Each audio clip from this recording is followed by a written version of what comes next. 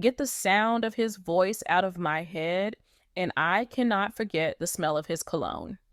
I cannot forget the way he made me cry many nights when I drove in his cars on the way home. Eddie Long was born on May 12, 1953, in Huntersville, North Carolina, to Hattie Long and Floyd M. Long Sr. Raised in a devout Baptist household, Long was exposed to church and its teachings from a young age. His mother, Hattie, was a homemaker, while his father, Floyd, was a World War II veteran and a Ford Motor Company employee. Long grew up with a strong sense of discipline and a deep connection to his faith, which would later shape his career as a minister. Long attended North Carolina Central University, where he earned a degree in business administration in 1977. During his college years, he remained active in the church, often participating in church activities and leading youth groups. His early life was marked by dedication to faith, family, and education, which laid the foundation for his future ministry. After college, Eddie Long moved to Atlanta, Georgia, where he initially worked in corporate sales. However, his calling to ministry became increasingly apparent. In the early 1980s, he decided to fully dedicate his life to the church. Long attended the Interdenominational Theological Center in Atlanta and was later ordained as a minister in 1987. Long was appointed as the senior pastor of New Birth Missionary Baptist Church in Lithonia, Georgia. At the time, the church had around 300 members. Under Long's leadership, the congregation grew exponentially, eventually boasting over 25,000 members. New Birth became one of the largest and most influential megachurches in the United States, known for its vibrant worship services, community outreach programs, and Long's dynamic preaching style. Long's success was also marked by his charismatic leadership and his ability to connect with his congregation. He was known for his powerful sermons, which often addressed contemporary social issues and emphasized prosperity theology, the belief that faith and positive speech can lead to wealth and health. Eddie Long was married twice. His first marriage to Deborah Houston ended in divorce amid allegations of abuse. In 1990, Long married Vanessa Griffin, with whom he had 4 children: Edward Long, Jared Long, Taylor Long, and Eric Long. Despite the controversies that would later engulf him, Long was known to be a dedicated father who often spoke about the importance of family values in his sermons. Eddie Long's career and reputation took a significant hit in 2010 when 4 young men, Anthony Flagg, Spencer LeGrand, Maurice Robinson, and Jamal Paris, filed lawsuits against him, accusing him of sexual coercion and misconduct. The plaintiffs alleged that Long had used his position and influence to engage them in sexual relationships while they were still teenagers. They claimed that Long had lavished them with gifts, money, and trips in exchange for sexual favors, framing these actions as part of their mentorship. The accusations were shocking and led to widespread media coverage and public outcry. Long denied the allegation, stating that he was not a perfect man, but insisting that the accusations were false. In a highly publicized move, he vowed to fight the charges, but ultimately settled the lawsuits out of court in 2011. The settlement terms were not disclosed, but the cases were dropped, leading to speculation and debate over the implications. The scandal had a profound impact on Long's ministry. Attendance at New Birth declined, and the church faced financial difficulties. Long's public image was severely tarnished, and he faced criticism from both within and outside the religious community. The controversy also sparked discussions about the abuse of power and trust within religious institutions. In the years following the settlement, Eddie Long faced significant health challenges.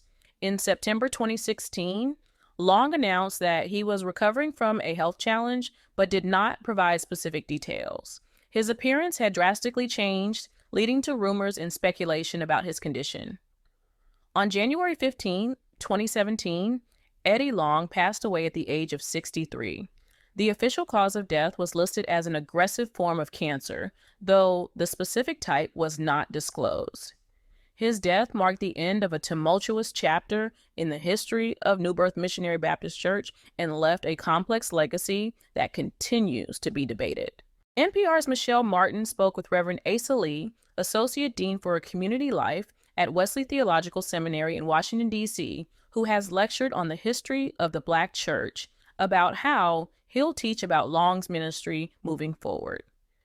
Bishop Long's ministry, although it did a lot of good, let me be very clear when I say that there were a lot of moments of positive ministry, moments where lives were changed in terms of social economic standing. The way in which that ministry took place was an emphasis on personal piety, holiness, and not much on the prophetic witness against injustices in the broader society. And so, in the African American church, Eddie Long is one of those kinds of figures that is worth examining as a tipping point in the way in which the African American church has centered itself in the community and the message that has been preached specifically in the African American community. Eddie Long's life and career are a study in contrast. On one hand, he was a highly influential pastor who built a thriving megachurch and positively impacted the lives of many through his ministry and community outreach efforts. His messages of faith, prosperity, and empowerment resonated with a broad audience, and his charismatic leadership inspired many to deepen their faith and engage in community service. On the other hand, the allegations of sexual misconduct and the subsequent legal settlements cast a long shadow over his accomplishments. These controversies raised important questions about the accountability of religious leaders and the potential for abuse of power within church communities. For many, Long's legacy is a reminder of the need for greater transparency and ethical oversight in religious institutions. Under Long's leadership, the church membership grew from 300 to 25,000.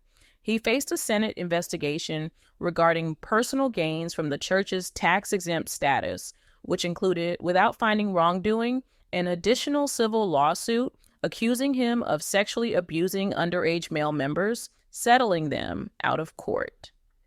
In 2005, it was reported that Long received over $3.07 million in compensation and benefits from his charity. A Senate investigation into the tax-exempt status of his ministry found no definitive wrongdoing, but church donations declined afterward. Long was known for denouncing homosexual behavior and promoting homosexual cure programs. He led a march against same-sex marriage and faced criticism for his beliefs.